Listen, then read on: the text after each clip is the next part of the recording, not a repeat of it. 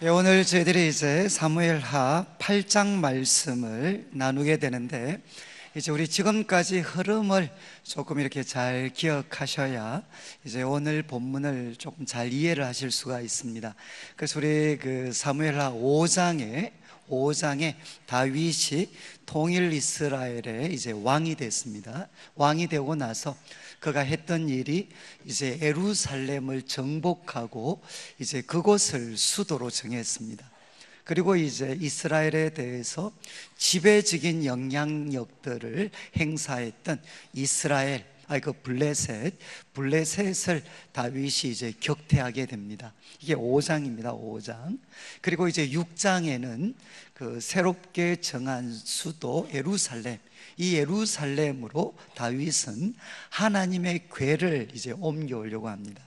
하나님의 궤를 옮겨오려고 시도를 했는데 첫 번째는 실패했습니다. 이제 하나님의 방법대로 하지 않고 세술에 옮겨오다가 이제 우사가 죽는 그런 일이 생겼습니다. 그래서 두 번째는 이제 하나님께서 말씀으로 정하신 대로 이 하나님의 궤를 메고 옮기게 됩니다. 그래서 예루살렘에 하나님의 궤를 옮겨오게 되고, 그리고 다윗은 그 앞에서 춤을 추게 됩니다. 그리고 이제 7장에 와서는 다윗이 이제 하나님께서 모든 그 원수들을 무찔러 주셨을 때 이제 다윗이 그 하나님을 위해 집을 지어 드리려고 했습니다. 그런데 하나님께서 그것을 막으시고 이제 대신 약속해 주셨습니다. 내가 너의 집을 지어 주겠다. 그러면서 하나님께서 다윗과 그리고 그의 집, 이제 후손들을 위해서 놀라운 약속의 말씀을 주셨습니다. 그때 이제 다윗은 하나님 앞에 앉게 됩니다.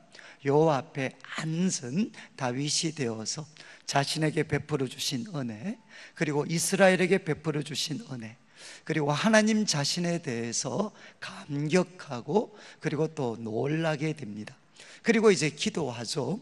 하나님이 약속하신 말씀대로 이제 종의 집이 영원히 복을 받게 해달라, 이렇게 이제 그가 기도를 합니다. 이것이 이제 7장까지 말씀입니다. 그리고 오늘, 그리고 이제 앞으로 한 몇 주 동안 우리 10장, 8장과 10장의 내용은 뭔가 하면 이제 이 이스라엘 나라가 지리적으로 외부로 확장되어지게 됩니다. 지리적으로 확장됩니다. 서쪽으로, 그리고 동쪽으로, 그리고 북쪽으로 확장되어집니다. 그래서 어디까지? 이제 나중에 우리 성도님들께서 준 주보에 그 주보 3면에 보면 예침 문제지가 있는데 거기에 신명기 이제 1장 7절 8절 말씀이 나오고 거기에 기록은 되지 않았는데 창세기 15장 18절 말씀을 보면 하나님께서 아브라함에게 이제 그 후손들이 차지할 땅의 경계를 알려주십니다. 그래서 아브라함에게는 애굽 강으로부터 유프라데 강까지 너희가 땅을 차지하게 될 거다. 그리고 이제 하나님께서 모세에게 한 번 더 확인을 해 주십니다. 그래서 그 땅의 경계가 어느 정도 될 거다라고 말씀하셨는데 다윗 이전에는 누구도 그 땅의 경계를 차지한 사람이 없습니다. 그런데 이제 다윗의 이 왕국이 확장되어져서 하나님께서 아브라함에게 약속하셨고 모세에게 확인시켜 주셨던 그 약속의 땅을 대부분 차지하게 됩니다. 이것이 이제 8장과 10장의 내용이 되게 됩니다. 자, 그러면 조금 이제 세부적으로 8장 1절 말씀을 보시면 그 후에 다윗이 블레셋 사람들을 쳐서 항복을 받게 됩니다. 블레셋은 이스라엘의 서쪽입니다. 지중해 연안 남서쪽에 위치한 나라가 블레셋인데 이스라엘을 가장 지독하게 힘들게 했던 사람들이 여기 나오는 블레셋 사람들입니다. 그런데 다윗이 그들을 쳐서 항복을 받고 그들 손에서 메덱 암마라는 곳을 깨닫게 됩니다. 그런데 여기 메덱 암마는 여기에만 한 번 나옵니다. 한 번. 그래서 정확한 위치를 알 수는 없지만 이제 역대상 18장 1절, 이제 여러분들이 혹시 괜찮으시면 사무엘하를 우리가 살펴볼 때는 역대상을 좀 참조하시면, 역대상 후반부를 참조하시면 거기에 이제 다윗의 이야기들이 쭉 또 다른 관점에서 기록이 되어 있습니다. 기록이 되어 있는데 18장 1절에 바로 오늘 우리가 살펴본 이 말씀을 거의 똑같이 기록을 합니다. 기록을 하는데 무엇만 차이가 있는가 하면 메덱 암마가 아니고 가드와 그 동네를 빼앗고 이렇게 기록이 되어 있습니다. 그래서 이제 많은 성경학자들은 여기 나오는 메덱 암마가 아마 가드와 그 인근 지역에 있는 아마 지역들을 이야기하는 것 같다. 그래서 다윗은 블레셋으로부터 메덱 암마를 빼앗았습니다. 그리고 이제 2절에 보시면 다윗은 또 누구를 공격하느냐? 모압을 공격합니다. 모압. 그런데 모압은 이스라엘 백성들 입장에서는 동쪽입니다. 가나안 동쪽에서 이스라엘을 참 힘들게 했던 나라가 모압, 그리고 10장에 나오는 암몬이라는 나라입니다. 모압, 암몬은 누군가 하면 아브라함의 조카 롯이 딸들과 관계를 해서 낳은 자녀들이 모압과 암몬입니다. 그래서 이스라엘을 참 힘들게 했던 나라였는데 이 모압을 쳐서 이제 그들로 조금, 오늘날 분들이 읽으시면 야 이거 좀 심하다, 이거 너무 좀 엽기적이다 이렇게 좀 보실 수도 있는데, 모압을 쳐서 그들로 땅에 엎드리게 합니다. 그리고 줄로 재어 그 2줄 길이의 사람은 죽이고 1줄 길이의 사람은 살리니 모압 사람들이 다윗의 종들이 되어 조공을 드리니라. 이거 무슨 뜻이죠? 이제 모압을 정복해 놓고 쫙 일렬로 눕혀가지고 이제 2줄 길이의 줄이 있습니다. 그것보다 키가 작거나 크면 다 죽습니다. 그런데 이제 1줄 길이의 줄 갖고 이렇게 1줄 길이의 사람들은 살고 2줄 길이의 사람은 다 죽게 돼요. 이거 무슨 뜻이죠? 이제 군사 활동에 참여할 수 있는 그런 사람들은 죽이고 나머지 어리거나 약한 사람들은 살렸다는 겁니다. 그런데 영어 번역이나 또 우리 이제 우리나라 말 번역에도 숫자가 적혀져서 성경 제일 밑단에 보면 다르게도 해석할 수 있는데, 그게 뭔가 하면 3분의 2는 죽이고 3분의 1은 살렸다는 거예요. 2줄은 죽이고 1줄은 살렸다는 겁니다. 그래서 이제 우리 성도님들이 아마 읽으시면 조금 의아할 수 있는 게, 왜냐하면 우리 사무엘상을 쭉 살펴볼 때 사무엘상 22장에 어떤 일이 있었는가 하면 다윗이 사울에게 계속 쫓겨다녔습니다. 쫓겨다니다가 이제 그 부모님들도 갈 곳이 없었습니다. 그래서 다윗이 그 부모님들을 누구한테 부탁을 했죠? 모압 왕에게 부탁을 했습니다. 그러니까 그 말은 뭔가 하면 다윗의 가문과 모압은 참 우호적이었습니다. 왜냐하면 다윗의 고조 할머니가 룻입니다. 룻. 우리 룻기에 나오는 주인공 룻이 다윗의 고조 할머니죠. 이 족보가 약해가지고 고조 할머니가 맞을 것 같아요. 그래서 다윗 가문과 이 모압은 우호적이었습니다. 그런데 오늘 말씀에 보면 아마 학자들이 생각을 할 때는 아마 그 중간에 이 모압 사람들이 이스라엘과 다윗에 대해서 아마 심각한 그런 반역적인 그런 아마 행동을 했던 것 같습니다. 그래서 다윗이 과거에 우호적이었던 모압을 공격해서 그들을 정복하고 그리고 잔인한 방법으로 그들을 제압을 하게 됩니다. 그래서 이제 이스라엘 남동쪽에 있는 모압을 점령을 했습니다. 그리고 그 다음 3절부터 나오는 3절부터 6절까지는 이스라엘의 북쪽입니다. 북쪽. 그러니까 우리로 말하면 이제 연해주나 간도 지역이 되겠죠. 이제 북쪽 3절에 롭의 아들 소바왕 하닷 에셀이 자기 권세를 회복하려고 유프라데 유프라데 강으로 갈 때 다윗이 그를 치게 됩니다. 그래서 여기 나오는 소바왕, 그리고 5절에 나오는 다메섹 아람 사람들, 이들은 오늘날의 말로 하면 지금 난리가 나 있는 시리아 지역입니다. 시리아 지역. 그 시리아 지역이 과거에 아람이라고 불렸던 곳입니다. 그런데 그 아람 지역이 아마 여러 개의 작은 나라들로 나누어져 있었고, 그중 하나가 소바 왕국이었습니다. 소바왕. 그래서 이 하닷에셀이 공격을 했을 때 다윗이 그를 쳐서 4절에 보시면 그에게 마병 1700명과 보병 2만 명을 사로잡게 됩니다. 그런데 여기 나오는 마병 1700명이라는 게 역대상 18장 4절 거의 똑같은 내용을 기록하고 있는데 거기에는 조금 다르게 명기를 했습니다. 역대상 18장 4절에는 마병 1700명이라고 되어 있지 않고 병거 1000대와 기병 7000명으로 이렇게 나누어져 기록이 되어 있습니다. 그래서 아마 많은 성경학자들은 이 역대상의 표현이 아마 조금 더 정확한 것 같다라고 생각을 합니다.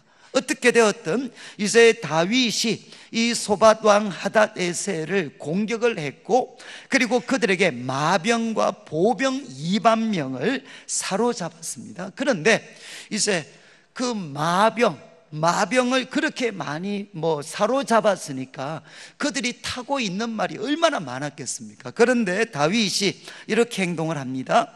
그 100대의 말만 남기고 그 외의 병거의 말은 다 발에 힘줄을 끊어버리게 됩니다.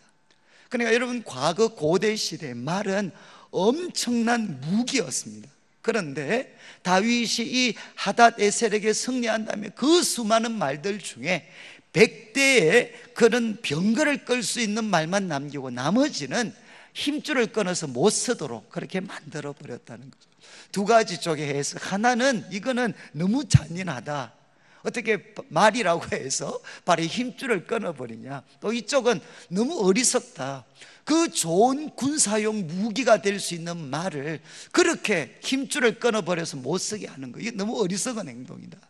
그런데 우리가 이제 성경을 보시면 지금 이 행동은 이제 성경적인 배경이 있습니다. 그래서 이제 제가 이 문제지에는 기록을 하지 않았는데 여호수아 11장 6절과 9절을 보면, 여호수아 11장 6절과 9절을 보면 이제 여호수아가 가나안 정복 전쟁을 할 때 이렇게 기병들과 싸워서 승리하는 장면이 나옵니다.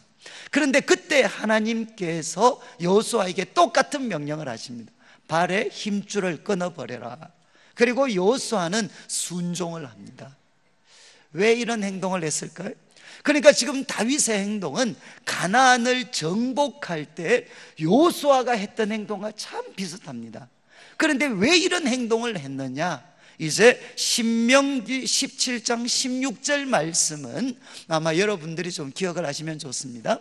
신명기 17장 16절 말씀은 무슨 뜻인가 하면, 무슨 말씀인가 하면, 하나님께서 이제 모세를 통해 이스라엘 백성들, 가나안에 들어가게 될 이스라엘 백성들에게 이야기하면서 앞으로 이들이 왕을 요구할 거고, 그리고 왕을 세울 때가 온다는 것을 하나님께서 예견을 하셨습니다. 그래서 이런 사람 왕 세워야 된다라고 하시면서 곁에는 무엇을 두어야 되느냐? 하나님의 율법서, 하나님의 말씀을 그 옆에 두어야 되고, 그렇지만 많이 두어서 안 되는 게 있다. 두 가지입니다. 두 가지. 뭐겠습니까? 하나는 여자들입니다. 많은 여자들을 두지 마라. 그리고 두 번째, 많이 두지 말라고 하신 게 뭔가 하면 말입니다. 말들을 많이 두지 마라. 왜 이렇게 말씀하셨겠습니까? 바로 말을 의지하지 말고 바로 하나님을 의지하는 왕이 되어야 된다, 그런 뜻에서 그들에게 말을 많이 두지 말라고 명령을 하셨어요. 그래서 그것이 가나안 정복 전쟁에도 시행이 되어졌고, 그리고 다윗도 이제 하닷에셀을 정복한 다음에 여호수아가 했고 신명기에서 지적하는 그 말씀을 따라서 이렇게 많은 말들을 힘줄을 끊어버립니다. 자, 이렇게 다윗이 승리를 했습니다. 그때 5절 말씀을 보면 다메섹의 아람 사람들, 그러니까 소바 왕 밑에 있는 사람들과는 달리 또 다메섹, 오늘날로 하면 다마스커스입니다. 시리아의 수도가 되는 다마스커스에 아람 사람들, 아람 나라가 있었는데 그들이 하닷에셀을 돕기 위해서 또 나왔다는 겁니다. 그런데 그들도 다윗이 쳐 죽이게 됩니다. 그래서 22,000명을 무찌르게 되고, 그리고 6절 말씀을 보면 다윗이 다메섹 아람에 수비대를 두고 아람 사람은 다윗의 종이 되어서 조공을 바치게 됩니다. 그러면서 이제 오늘 말씀에 하나의 그 제목이 되는, 오늘 설교의 제목이 되는 표현이 나옵니다. 다윗이 블레셋을 무찔렀고 모압을 무찔렀고 그리고 소바 왕을 무찔렀고 그리고 다메섹에 사는 아람 사람들을 무찔렀습니다. 그러면서 지금까지 이야기의 결론을 내립니다. 다윗이 어디로 가든지 여호와께서 이기게 하시니라. 그러니까 다윗이 어디로 가든지 간에 여호와께서 이기게 하셨다는 겁니다. 저는 이제 오늘 이 말씀, 저는 우리 성도님들의 삶에도 만약에 예를 들어서 이 집사님이다 그러면 이 집사님께서 어디로 가든지 여호와께서 이기게 하시니라. 그러면 또 혹시 김시성 가시면 기분 나쁘실 수 있으니까 우리 김 집사님들도 어디를 가시든지 하나님이 이기게 하시니라. 저는 참 이 말씀이 우리 성도님들의 삶에, 여러분 어디로 가시든지 무엇을 하든지 그거는 사람들마다 다릅니다. 그러나 결론은 우리 성도님들이 어디로 가든지 여호와께서 이기게 하시니라. 이 말씀이 우리 성도님들의 삶에 이루어지시면 좋겠습니다. 자, 그런데 이제 7절부터는 다윗이 이렇게 어디로 가든지 여호와께서 이기게 하셨습니다. 그런데 이 부분을 성경 기자는 강조하면서 또 다윗의 참 아주 우리가 볼 때 모범적인 두 가지 모습을 기록을 합니다. 그래서 7절 말씀을 보시면, 여러분 전쟁에서 승리하고 나면 땅만 넓어지는 것이 아니라 이제 엄청난 부를 가지게 됩니다. 왜? 이제는 그 전리품들이 어마어마하죠. 그리고 또 승리하고 나면 조공을 받게 됩니다. 그래서 이제 다윗은 엄청난 부를 가지게 됩니다. 그 이야기를 7절부터 기록을 합니다. 다윗이 하닷에셀의 신복들이 가진 금방패를 빼앗아 예루살렘으로 가져옵니다. 그러니까 하닷에셀로부터 금방패, 아마 귀한 거였겠죠. 귀한 금방패들을 빼앗아서 예루살렘으로 가져옵니다. 그리고 8절, 다윗 왕이 아닷에셀의 골, 그러니까 아닷에셀에게 승리하고 나서 지금 이 소바 왕의 여러 도시들이 있었는데 그 중에 대표적인 도시 베다와 베로데, 여기에서 또 매우 많은 놋을 빼앗게 됩니다. 그러니까 다윗은 이제 엄청난 부를 가지게 됩니다. 금방패도 빼앗고 그리고 또 하닷에셀의 그 도시에서 많은 놋을 빼앗아 옵니다. 그리고 더 나아가서 9절, 하맛 왕 도이가 나와요. 하맛 왕. 이 하맛 왕은 또 어딘가 하면 아람보다도 더 북쪽입니다. 아람보다도 더 북쪽. 그래서 유프라덴과 거의 인접할 수 있는 그 하맛 왕 도이가 이제 다윗이 하닷에셀에 온 군대를 쳐서 무찔렀다 함을 들었습니다. 들었을 때 아까 나왔던 다메섹에 있는 아람 군대는 다윗을 공격을 했습니다. 그런데 여기 나오는 하맛 왕 도이는 다윗이 하닷에셀의 군대를 이겼다 라는 것을 듣고 반대 행동을 합니다. 반대 행동. 그래서 10절 말씀, 도이가 그의 아들 요람을 보냅니다. 그의 아들 요람을 보내가지고 다윗 왕에게 문안하고 그 다음 뭐까지 하게 하느냐? 축복을 하게 합니다. 축복. 다윗에게 문안하고 축복하고 그리고 감사의 표시를 합니다. 이유가 뭔가 하면 이는 하닷에셀이 도의와 더불어 전쟁이 있던 터에 다윗이 하닷에셀을 쳐서 무찔렀기 때문이다. 무슨 말씀인지 아시겠죠? 하닷에셀하고 누가 싸우고 있었느냐? 지금 하맛 왕 도의하고 원래 싸우고 있었는데 하맛 왕 도의와 싸우고 있던 이 하닷에셀을 누가 무찔러 줬습니까? 다윗이 무찔러 줬습니다. 그러니까 이제 하맛 왕 도의는 다윗에게 감사할 수밖에 없죠. 그가 싸우고 있는 대적을 다윗이 대신 무찔러 줬으니까. 그래서 10절 마지막을 보시면 그 아들 요람이 이제 은그릇, 금그릇, 녹그릇을 가지고 오게 됩니다. 그러니까 다윗은 이제 엄청난 부자가 됐습니다. 엄청난 부를 갖게 됐습니다. 부. 그런데 이제 11절을 보시면 아주 인상적인 표현이 나옵니다. 다윗 왕이 그것도 여호와께 드리되, 여기 이제 강조는 그것도, 다윗 왕이 그것도 여호와께 드리되. 여러분이 이제 이 성경을 보면 지금 우리 8장에도 다윗 왕이라는 표현은 한 8절 정도에 한번 나옵니다. 8절 정도.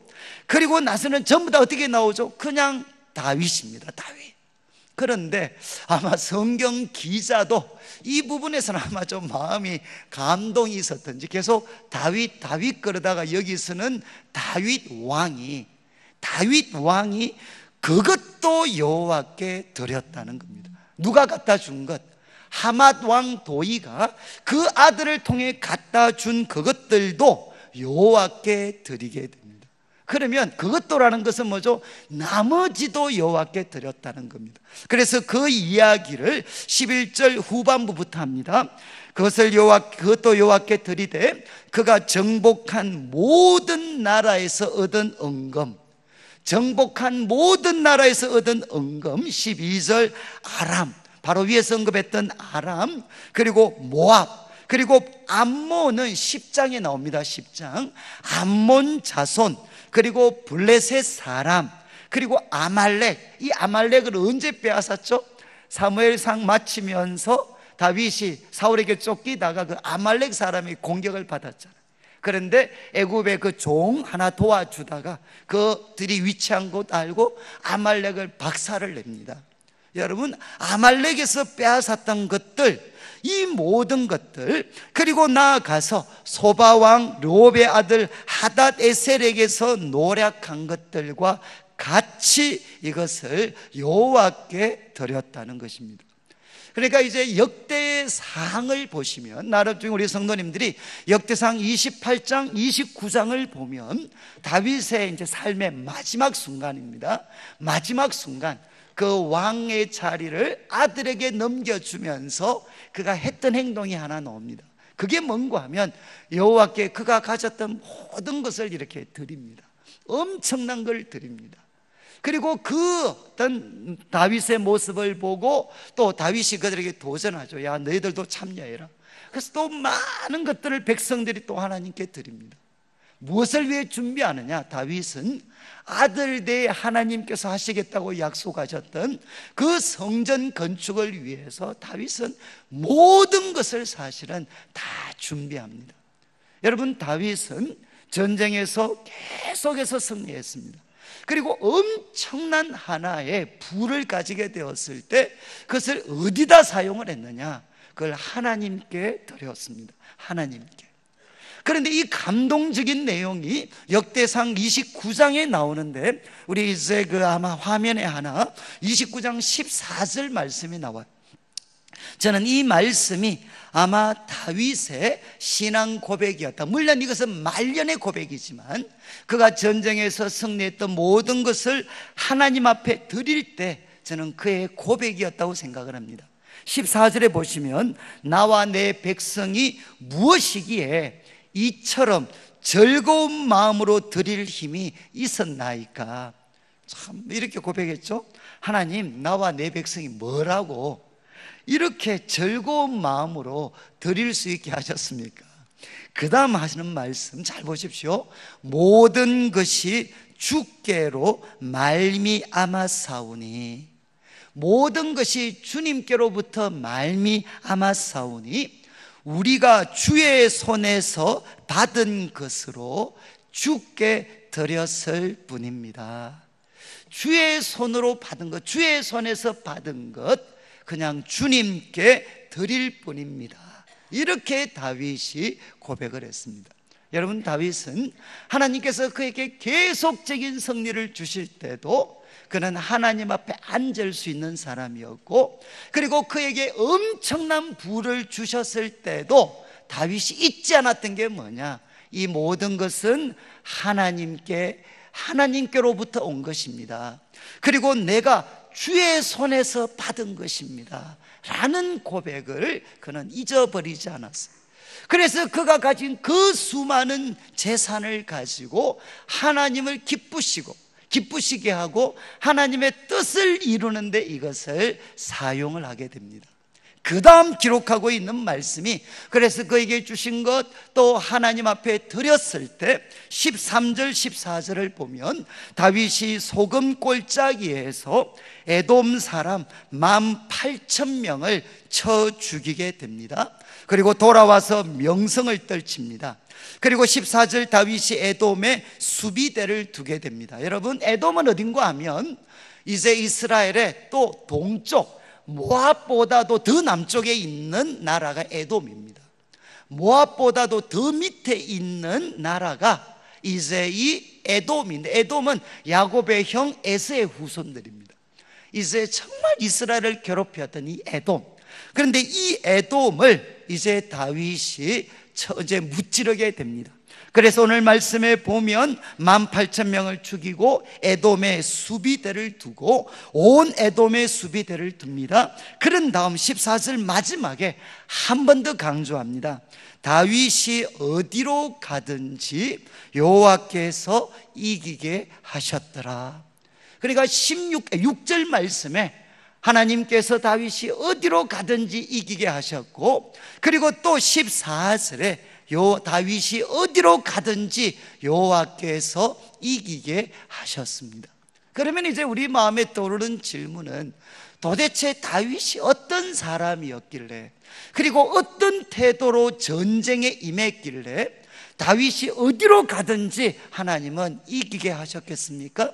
우리는 그 힌트를 이제 시편 60편에서 우리가 조금 찾아볼 수 있습니다. 그래서 지금 본문을 좀 표기해 두시고 우리 시편 60편을 한번 찾아보시면 좋겠습니다.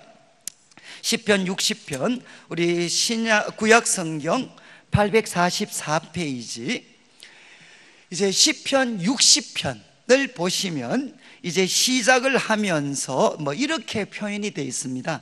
이것은 다윗이 교훈을 위해서 지은 믹담인데, 밑에 설명, 다윗이 아람 나하라임과 아람 소바와 싸우는 중에, 소바, 우리 기억나시죠? 소바, 또 먹는 거 생각하시면 안 됩니다. 아람 소바, 이제 소바와 싸우는 중에 요압이 돌아와 에돔을 소금 골짜기에서 쳐서 12,000명을 죽인 때, 바로 이 시편 60편은 지금 저희들이 살펴본 사무엘하 8장, 특별히 에돔을 정복할 때 그때 다윗이 기록한 시였습니다.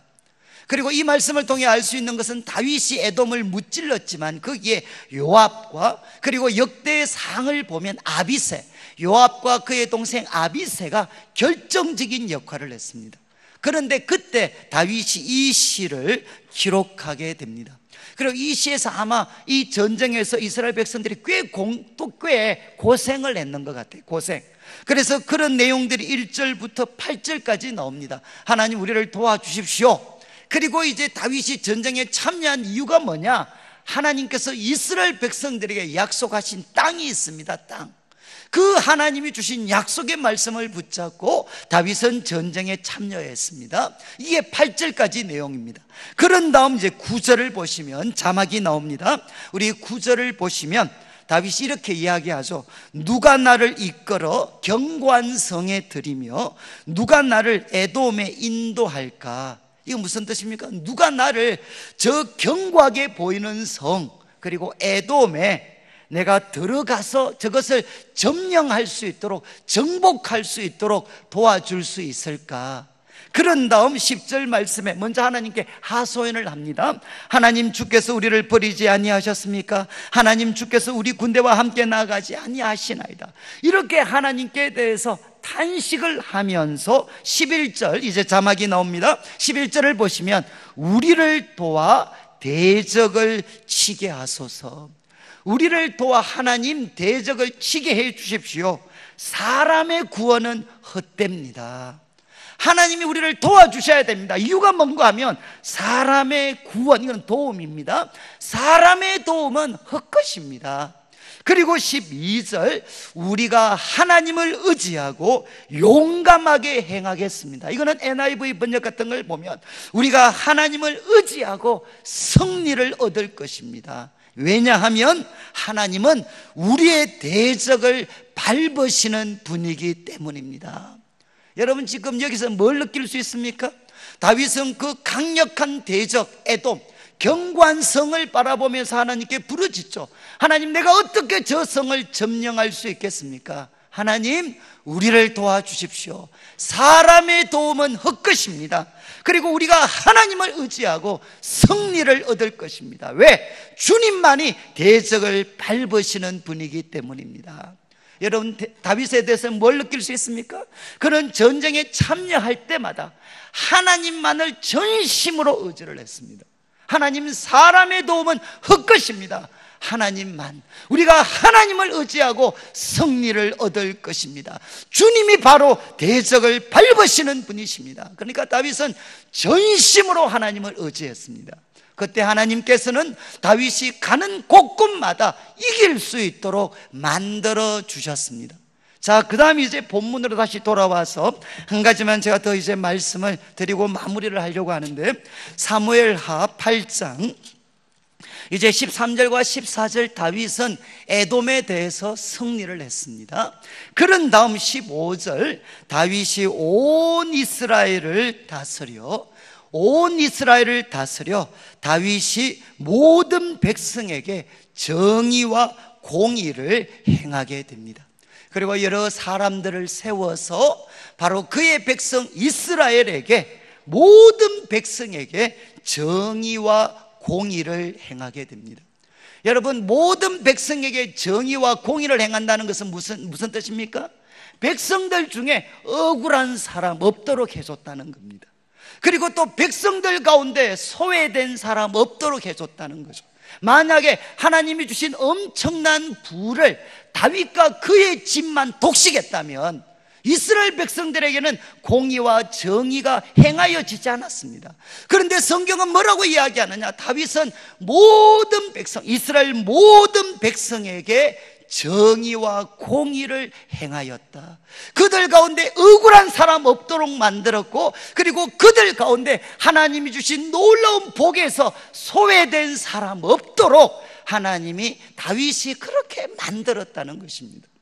여러분, 제가 이제 마지막 결론을 내리려고 하는 것은, 왜 다윗이 어디로 가든지 간에 하나님이 승리하게 하셨겠습니까? 첫 번째는 그가 하나님을 전심으로 의지했기 때문입니다. 그러나 또 하나 이유가 있습니다. 그 이유가 뭘까요? 하나님께서 다윗을 어디로 가든지 이기게 하셨던 것은 바로 다윗이 그런 복을 누릴 수 있는 영적인 자격을 갖추었기 때문입니다. 그래서 여러분, 우리가 그냥 말씀을 그대로 본다면 사실은 9절부터 7절부터 13절까지, 특별히 11절, 12절 말씀은 기록 안 해도 됩니다. 바로 한 6절 정도 이야기하고 그 다음 13절이 바로 올라와도 돼. 그렇지 않나요? 그냥 다윗이 블레셋 정복했다, 모압 정복했다, 그리고 아람 정복했다, 그리고 다윗은 에돔까지 정복했다, 그리고 다윗은 하나님께서 어디를 가든지, 다윗이 어디로 가든지 하나님 이기게 해주셨다, 이렇게 이야기 끝내면 됩니다. 그런데 그 중앙에 뭐가 있죠? 하나님께 드리는 것이 나와요. 그리고 나서 다윗은 그에게 주신 것 하나님께 드립니다. 그리고 또 다윗은 승리합니다. 하나님께서 다윗이 가는 곳마다 이기게 하십니다. 그런 다음 또 다윗은 무엇을 하느냐? 하나님이 주신 승리와 복을 어디 사용하느냐? 온 백성에게 공의와 정의를 행하는 데 사용합니다. 자, 여러분, 이렇게 말씀을 드리는 것은 오늘날 적지 않은 분들이 우리 기독교를 부자 만들어주는 종교라고 가르치고 있어요. 그리고 기독교가 이 세상에서 출세하도록 돕는 종교라고 가르치는 분들이 있어요. 제가 근간에 요즘 미국에서 방송 설교하시는 분들 중에 이런 설교를 하는 분들의 글을 읽으면서, 야, 정말 사람이, 목사가 어떻게 입으로 이런 설교를 할 수 있는 사람이 있나? 정말 사기꾼도 이런 사기꾼들이 없어요. 여러분, 부자 만들어주는 게 기독교입니까? 이 땅에서 출세하도록 만들어주는 게 기독교입니까? 그렇지 않아요. 여러분, 예수님을 믿으면 부자가 될 수 있습니다. 그렇지만 그들은 무엇을 고백하는 사람이냐? 모든 것 하나님이 주셨습니다. 그래서 그것 가지고 하나님을 첫자리에 두고 하나님의 뜻대로 살아갑니다. 그리고 다윗처럼 하나님이 주신 것 갖고 내만 독식하는 게 아니라 모든 백성들에게 공의와 정의를 행하여서 모든 백성들이 나와 함께 이 복을 누릴 수 있도록 그렇게 살아갑니다. 그리고 가난한 사람들도 주님께서 사랑하시면 어떻게 되죠? 그렇게 가난함에도 불구하고 하나님 잘 섬길 수 있고 이웃들을 사랑하고 섬길 수가 있습니다. 여러분, 지금 다윗은 어떻게 합니까? 하나님께서 그가 어디로 가든지 승리하게 하셨던 이유는 뭐냐? 다윗은 그릇이 준비되어져 있었습니다. 그것을 받을 수 있는 그릇이 준비되어졌어요. 그래서 하나님께서 그에게 땅과 엄청난 부를 주실 때 그는 그것을 하나님께 기꺼이 내려놓을 수 있는 사람이었습니다. 그리고 그에게 또 계속적인 승리를 주실 때 그는 자기들만 독식하지 않았어요. 오늘날 이 시대가 안고 있는 가장 큰 문제, 나와 내 가족만 잘되면 된다는 이 독식의 문제, 다윗은 어떻게 했습니까? 정의와 공의를 모든 백성에게 행하여서 하나님이 주신 복, 모두가, 하나님의 백성은 아무도 소외됨 없이 모두가 누릴 수 있도록, 그런 뜻에서 그는 복의 근원이 되었습니다. 자기가 복받을 뿐만 아니라 자기가 섬기는 모든 백성들에게 공의와 정의를 행하여서 모든 이스라엘 백성들이 복을 받도록 만들었어요. 사랑하는 성도님들, 이것이 이 시대를 살아가는 우리 성도들의 삶이 되셔야 됩니다. 저는 정말 우리 성도들이 이 땅에서 복받기를 원합니다. 정말 다윗처럼 어디로 가든지 하나님이 이기게 하시는 이 삶, 이 영광스러운 승리의 삶을 우리 성도님들이 살아가셨으면 좋겠어요. 그리고 제가 지금 언급은 하진 않았지만 이스라엘 나라는 계속해서 약소국이었습니다. 약소국. 그리고 하나님께서 아브라함에게 약속하셨던 그 땅은 회복될 수 없는 꿈인 것처럼 생각했습니다. 그러나 한 사람 다윗이 준비되어졌을 때 어떻게 됐죠? 그 꿈은 현실이 되었습니다. 한 사람이 준비되었을 때 꿈이 현실이 됐습니다. 저는 그러면서 마음에 소원하기는 우리 성도님들 한 분 한 분이 바로 우리 성도님들의 가정과 일터와 교회 가운데 바로 이런 사람들이 되면 좋은 거죠. 정말 꿈을 현실로 만들 수 있는 사람들. 그런데 꿈을 현실로 만들어서 나만 복받는 사람이 아니라 남도 함께 복받을 수 있게 만들어주는 복의 근원이 되는 것, 바로 이것이 하나님이 우리를 부르신 뜻입니다. 저는 이제 말씀을 마무리하면서 저는 우리 성도님들 한 분 한 분이 이 한 주간 살아가실 때 또 무슨 일을 하시든지 마음을 전심으로, 마음을 다하여서 하나님만 신뢰할 수 있는 사람들, 그래서 사람의 도움은 없것입니다. 하나님의 도우심만 전심으로 구하는 삶이 되셔서 우리 성도님들이 가시는 곳곳마다 하나님이 이기게 하시는 역사들을 체험하시고, 그리고 하나님께서 우리들의 삶에 승리와 부와 명성을 허락하실 때 내 것으로만 독식하지 않고 하나님을 첫자리에 두고, 그리고 온 백성들에게 공의와 정의를 행하여서 이 시대 우리 성도님들 한 분 한 분이 복의 근원이 되시도록, 정말 다른 사람들까지도 복되게 만들어주는 복의 근원이 되는 삶 살아가시기를 주님의 이름으로 축복합니다.